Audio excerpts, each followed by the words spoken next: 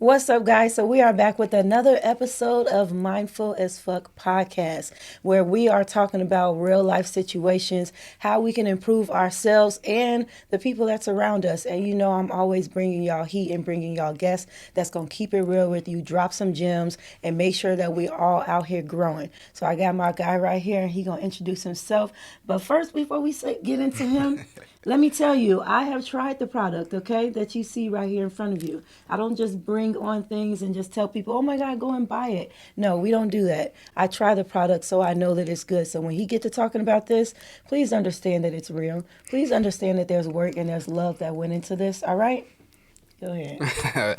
Thank you. Appreciate it, Jamila. Definitely. Appreciate you having me on the show. So yeah, my name is Robbie Green. I am the co-owner of Love Butter, and we specialize in plant-based butter. So a little bit about the product. I kind of got into it with my son actually being. We had him on a I would say like a vegan diet, vegetarian diet growing up. Hmm. So we needed something an alternative rather than dairy butter and stuff for Yes. his pancakes and just Yeah. just breakfast for him. Hmm. So I we came up with some with love butter. And it's been quite the it's been quite the journey. I'll say Yeah. that. We had a brunch over one time, and my aunt she came over and she tried out the pancakes, and she's like, we need a little butter. So this is a Hmm. little bit of backstory on how the actual Hmm. butter got created. Hmm. So I ended up, just making a regular honey and butter. Just like my stepdad. Shout out to him. That he's the definitely the inspiration behind everything. That's good. Gotta have men in Aside your from life. God giving me Yeah. the vision, of course. Yes. Um, but yeah, so we just honey and butter for biscuits in the morning. And that kind of stuck with me every time I would have like pancakes, Hmm. or just or biscuits. Okay. He it was so good. I literally I'd eat the biscuit plain just so I could literally eat the honey and the butter by itself. Like that's why it literally just stuck with me. But Yeah. fast forwarding, I ended up putting the concoction together, threw a little bit of brown sugar in there, threw a little bit of some vanilla extract. Hmm. I'm not gonna go into everything. You can find all the ingredients on the jar, Exactly. of course. But yes, I ended up whipping that up. First thing she told me, she's like, "You should sell this." Mm. I'm thinking like, hey, butter, like who really is in the market of Yeah. selling butter? You know what I'm Yeah. saying? But if someone gonna sit there and if he gonna bring it to it, he gonna bring it through it. Yes. So Yes. I was just like, all right, well let's see what we got. So me and my wife we ended up making a like a little like a I guess like a test run or like a mock trial butter. Hmm. Um, and we sampled it off to like 20 of our closest friends and family, and we came back with nothing but positive That's good. results. So we were like, all right, maybe we got something here. Yeah. So as we were getting it out, we labeled it vegan, we labeled it plant based and all that, and then we actually kind of got a couple truth be told, we actually kind of got a couple backlash for it being vegan, considering that we were using honey at the time. Really? Yeah, so of course, it's a byproduct of an animal, insect or Yes. whatever. I get Yeah. that, but Yeah. no, technically no bees are really harmed during the harvest. Exactly. So you Exactly. know what? I was like, all discrepancies aside, let's go ahead and alleviate that situation because it Hmm. may hit us in the long run. Okay. So that's when we made that transition from honey to blue agave nectar. So Mm. it was an easy switch. Yeah, The that's the good. the taste, the quality, everything was still there. So it ended Okay. up being a nice a nice alternative to to get around, I guess, Yeah. that impediment that could possibly stop us. Yeah, that's But good. yeah, so ever since then, we've just been making different variations of the butter and just serving the people, spreading the Yeah. love one jar at a time. Okay. So what flavors do you have? So right here, just up front, we have the cinnamon, but you can also find on our website at www.loveforbutter.com. You can find out that we have strawberries and cream, which Mm. is definitely our favorite. I Like mean, I for wish. bagels? Oh, let me tell you, just Oh look, I got man, right? I got chills, and I'm wearing a sweatshirt. It's toasty up here. We Yeah. sweating. Like, come on, I got a cold sweat now. No, for real. I felt that. No, but aside from the strawberries and cream, we have a banana bread, Hmm. smoked garlic and herb, which makes phenomenal Mm. garlic bread. We have a fire roasted jalapeno, which is another variation, just more with a jalapeno and cayenne finish. Hmm. And then our seasonal flavor that we have as well as our brownie batter. Okay. So of course we got plain Jane. Oh, and we also do have a crunchy flavor, which has finely ground Brazilian that's blended into it.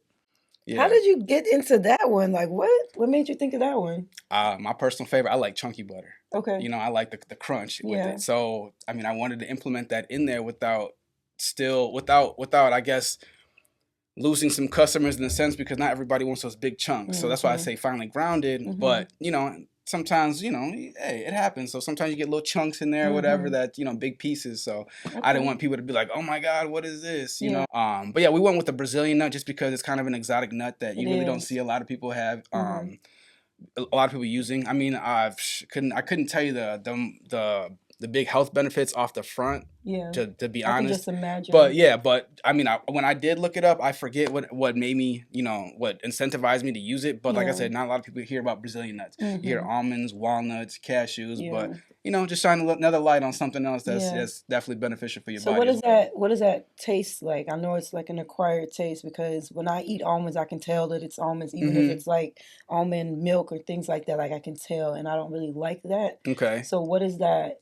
Is it more like a hazelnut type of taste or like something?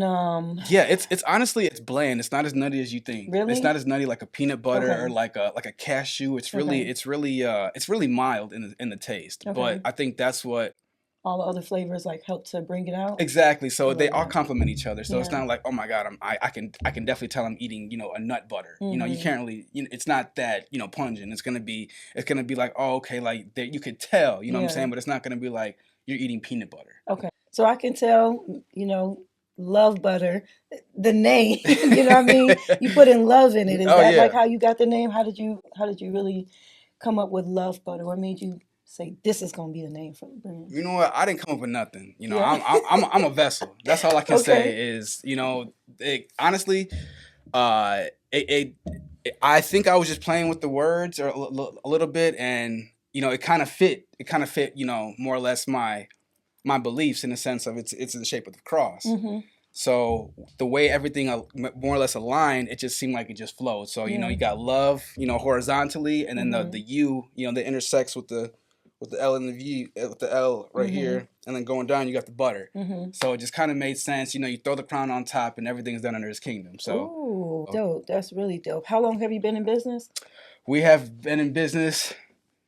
Thankfully, gratefully, we have been in business for 4 years. So Congratulations. appreciate that. Thank you so much. Yeah, we had our anniversary is March 4th. Mm-hmm. So it was just yesterday. So Okay, yeah, congratulations on yeah. that one. So it's been quite the journey Yeah. from point A to point. I would say we're probably out the alphabet. Let's say we at M. We about right in the middle. Mm-hmm. So we're in the sense of, I guess, where we started to where we want to be. Mm-hmm. We're right there. This is a full disclaimer for all the entrepreneurs out there, or looking to get into something where you want to pursue your passion. Mm-hmm. Do your due diligence first. Mm. Please do your due diligence. Make sure that you cross your T's, dot your I's.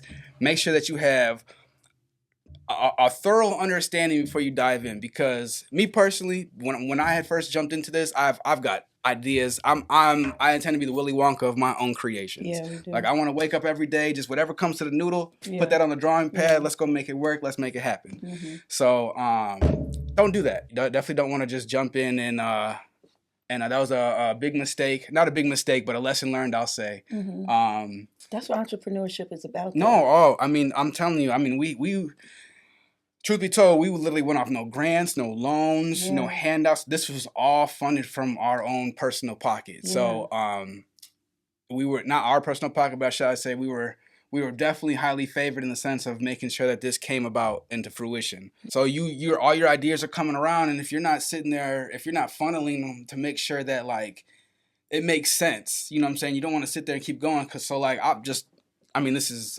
I'll tell a little bit more about it and go into a little bit more depth later, but the amount of farmers markets that we attended from the time we started to I probably say we stopped doing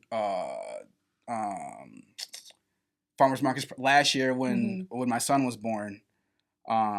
We probably, no lie, we were averaging probably, I would say, from 3 to 5 to, let's say, 4 markets a weekend. That's a lot. 4 markets a weekend. We had 3 crews that would go out, and my idea was, let's expand. Locally. You know what I'm saying? Let's be everywhere. Let's create omnipresence in a sense of everybody's gonna remember us, right? Yeah. and that was the dumbest decision I think I could have ever made. And Damn, really? yes, I literally take full responsibility and accountability for, you know, the thing is like, I mean, I'm not gonna lie, this product is $1 billion product, a Yes. multi-billion-dollar product, and I the reason why I believe you. say that is because I know that the butter industry is a multi-billion-dollar industry, and if we can monopolize that, that's all that needs to be said and done right there. Yeah. And I think, and I know for sure that this product will get us there. And with the farmers markets, yeah. So that was my understanding of creating omnipresence. When actuality, when I sat back and look and I really understand like where I could have taken this product, is all I really needed was one good. All we really needed was one good year, one good year of farmers markets and content that was captured.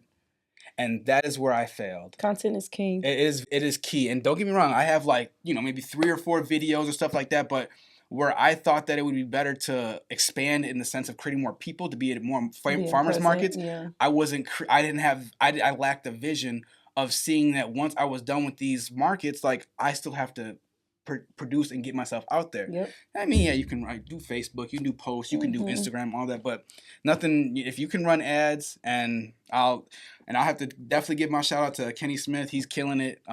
Sierra Marshall, she's killing it too. I see you guys. Y'all working. Black excellence, black power. Love y'all, man. Grew up with y'all, but just seeing them and how their business is expanding and scaling, it's just like, man, like that's where I dropped my ball, and that's my biggest regret to this day. And not saying that I can't sit there and act upon it, we can't act upon it, because I know, it's still here, we're still going. Yeah.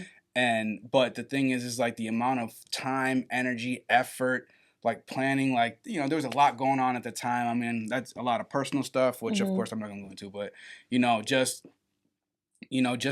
running a business, being a father, being a husband, being this, that, and the third. It was a lot. It is. And then now sitting back, looking back, look at all the great times that we had, everything that we created. I mean, yes, don't get me wrong. I'm fully grateful and appreciative of the fact that, at the truth be told, I could wake up and I have an order. Yeah. You know what I'm saying? That's a great feeling. That's a great feeling. It's a great feeling. You know what I'm saying? It's something that, I created, that I brought to, or that me and my wife, we brought to life. Yeah. It's something that it's making money while we're sleeping. Yes, we have to put a little bit more energy into it and stuff like that. But I think that where we, and it hurts. I ain't gonna lie, it hurts. But if we would have had, if it was just me and my wife and, my brother, or another helper with us, and we had a camera crew following us, and just to capture the authentic, like, expressions people have when they taste our, I mean, mid-COVID, you got people out here taking sample spoons and literally just like, seriously.